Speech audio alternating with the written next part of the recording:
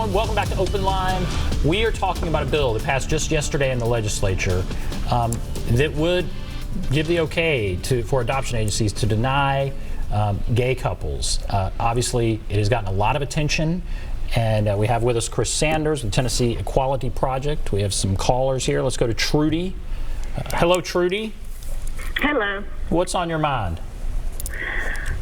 I have been seeing the different articles online since this made news, and I felt like it's totally entitled incorrectly. Today, the one I saw on Fox 17 online said, it makes it sound like LGBT or gay couples is the way it said, can't adopt children in Tennessee, and that's incorrect, right? You're right. It is not a ban on adoption. It is giving agencies that want to turn away LGBTQ couples a legal right to do so and the opportunity to be funded by the state while doing so. And the reason I feel like it's titled incorrectly, especially on these article titles I saw, because it's alarming, and you look at it and then you're like, oh, it really should be entitled the pro-religious freedom adoption bill, because I can't agree with you there. They're making this bill to be mean to gay couples. They're doing it to protect religious freedom for the organizations that have certain beliefs, and they want the children in their care to be given to homes with the same beliefs, and it seems fair to me on both sides. Okay. All right, so yeah, that's her point of view there. Mm-hmm. Religious freedom bill is what it should be called. These agencies, that's what they believe, and they should have the right to exercise their belief. Well, an orphanage is not a church, though, or a synagogue or a mosque. It is a nonprofit organization. And people have religious beliefs, and people's religious beliefs are protected by the Constitution. But when an organization is going to accept public tax dollars, it should not be able to turn away segments of the public. And these are organizations that will accept public tax dollars. What if they said, okay, they can't accept public tax dollars? Would that make Well, they'd have the ability to turn people away. I mean, they're going to get it both ways under this bill. Mm-hmm. I think, again, where the main problem is and what is causing the most consternation is really the fact that they will be able to discriminate on the public's dime. And how... It is interesting. So there are people out there who are like, "Oh, this is obviously it passed." Mm-hmm. There are people out there that think this is fine. It is. Oh, sure. It is religious. Their religion has them feeling that this is inappropriate, and so they have a right to, I guess, not let kids go into that situation. Uh-huh. What do you say about that part of it? Certainly, the taxpayer dollars, I understand. What about this religious freedom part? When I think of religious freedom, that's for an individual person. And those individuals still have the freedom to worship however they want. But in organization, again, accepting public tax dollars, being able to turn people away, does not strike me as worship or religion at that point. I guess I would also say to all my Christian colleagues and friends out there, where are the passages in the Bible about adoption agencies? Where is that part of your article of faith? And I don't, it's one thing to say, well, we are enjoined to help orphans. Yes, absolutely. And what is it that helps orphans? To find a permanent, loving home with qualified parents. So, I don't buy that this is an article of faith. I don't buy it. Because if that's what it were about, you feel like the main goal would just be to find a good home. Yes. Or what the state's interest is, the best interest of the child, as we say in Tennessee law. And if they say, well, the best interest is not to be in a home where it's a same-sex couple, you would say... We're past the days of having to defend our existence. We can legally marry. We are productive members of this society. We don't use those talking points anymore because we're past that. We have proven ourselves. We don't have anything else to prove. We are part of the landscape in Tennessee. We're here and not going anywhere. So I don't feel that I need to defend the existence of LGBTQ people anymore. Those days are gone. You can say you disagree, but what you're saying is you disagree with someone's existence. So that said, and the fact that our marriages are legal, there should be no barrier to our adopting children. If someone commits a crime, whether that person is straight, LGBTQ, or whatever, then you deal with that individual. If there's a problem with the individual not being financially qualified to adopt a child, deal with that individual. But that has nothing to do with the person's sexual orientation or gender identity. We have proven again and again we can be good parents. All right, let's go to James. Hello, James. Hello. Hello, what's on your mind? Well, I can argue with this fellow a little bit if he wants to, but my opinion is that they've gone much too far with this homosexual stuff. They can call it LBJ and all of this, but it's homosexuals. And it's wrong, and it's insane to put children in the care of two homosexuals. They live a perverted lifestyle. They are perverts.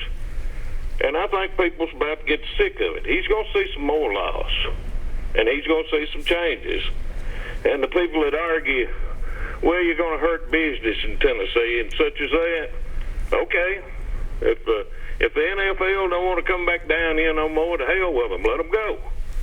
This is a different proposition. This is morality. I'm not the strongest religious person. I believe God. But I believe it's just wrong. It's perversion. Even dogs are not perverted. All right. Well, again, I'm not going to defend the existence of LGBTQ people. We can have long debates on what is perverted and what's not, and all the perversions that straight people may have invented, and all on and on and on. So that's not a productive discussion. We'll never have any agreement there. We can also, I think, say that, a lot of us would have different interpretations even with the same religion. If you get 10 Christians together, you can get 10 interpretations. So if that's the case, how can you make that the basis, the main basis of your public policy? Given that, we need to find public reasons that we can debate rationally, that are reasons related to the issue itself. Let's come up with a list of what qualifies someone, any person of any sexual orientation, to be a good parent. And that should be the basis of who gets to adopt, particularly who gets to adopt based on who's getting our public tax dollars. That's our contention. How concerned are you, or what do you think about the fact that, okay, all these lawmakers had to make a vote, and they're going to be getting calls like James. Sure. James will call, and he shared it here on the show, but in this debate, he'll get calls like that at his office, or she will. These lawmakers will.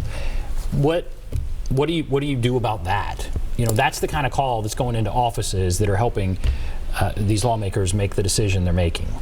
Two things. I take some comfort in the fact that there are a lot of people who have not yet joined the political process, who are not registered to vote, who could, who are not voting but registered to vote, and who are not advocating but are voting. People, if everyone in Tennessee took what they're doing politically one step further, I think the majority would be on our side. But we have a lot of people who don't vote. We have a lot of people who vote who don't advocate, and we have a lot of people who advocate but don't do it consistently. The other thing I would say is that as we're doing outreach in rural and suburban areas of Tennessee, we're getting a good response. Local folks are not coming up to our tables and turning them over and say, "Get out of town." they're welcoming us. And we have, our biggest event is in Murfreesboro, which is a red area of the state. And it's Borough Pride. And over 5,000 people attend that. And the local population is overwhelmingly supportive. We are going to turn the tide. It's just a matter of time and more people showing up and taking their advocacy one further step. And it's an interesting thing to point out that, again, 5 Republican members declined to vote, which is essentially they voted against this. Those are in some of the larger cities of the state, Knoxville and Chattanooga and some of those larger cities. Right. It's in the smaller, more rural areas where they had the yes votes. That's right. That's where you're going to be concentrating. That's where we're working. I mean, we'll never leave the cities behind. We'll always work in Nashville, Knoxville, Memphis, and Chattanooga, the Tri-Cities. But we have more work to do in places like Hamblin County, Morristown, and Martin, Tennessee, which is Weakley County, and other places. And we're going to do that work because there are great people there ready to do it. Let's go to Patricia. Hello, Patricia. Yes, I have a brother who's gay. He's 65 years old right now. He's got a wonderful relationship partner, long marriage, about 25 years. But anyway, I'm almost 71 years old, and I'm going to tell you something. My brother, he helped raise one of his children, okay, honey? And so all this is these religious people out here that's trying to tell you what God is. Right. They're trying to make you believe their interpretation of God. Right. I am a Christian. I love Jesus Christ. Jesus Christ is love. But I tell you one thing, I will support my brother through everything in the whole wide world, honey, and all his friends. And listen, I live in a real nice neighborhood. There's wonderful gay people in my neighborhood buying nice homes, nice cars. They don't need to be discriminated against. Right. Okay. Patricia, right. Thank you. Yes. Thank you, Patricia. And that goes to show it's not about how old someone is that will allow you to guess what their views are. There are people in every age group who are supportive. Many senior folks. We speak at a lot of congregations, and the people who come to Cordell Hall to advocate on our behalf when our bills are up in committee are almost all retirees, and they're mostly straight. Likewise, there are some young members of the General Assembly who are as far conservative as you can get. They're movement conservatives, and that's fine. I would just say to people, as you engage people, don't make assumptions based upon the person's age that you're engaging with. That caller is a perfect example, and thank her for her message. When you come on, you always bring the Bible, and you brought it tonight. I did. You have the Bible. Why do you bring that? Because religion is going to come up. It's a part of the conversation in Tennessee. It's part of the landscape. I mean, I'm an old divinity student, so that's part of it too. But someone might bring up biblical prophecy or a portion of the Bible that they want to talk about, and one can do that. My only caveat is, since we're probably going to disagree, why should that be the basis of our law? I think we can have vigorous conversations within religious communities about what our own rules ought to be in that community and base that on this. But to base our adoption law and our tax law on this is taking it a step that I think would have confused the saints and the people who wrote the Bible. Let's go to ML. ML, are you there? Yes, I am. Thanks for taking my call. Yes, go right ahead. I've learned something tonight. When I first heard about the legislature approving setting restrictions on who could adopt, I said, well, that's their prerogative, they're private, so be it. But I'm hearing tonight that they're getting our tax dollars. Yes. And when you're getting our tax dollars, you cannot discriminate. I just solely believe that.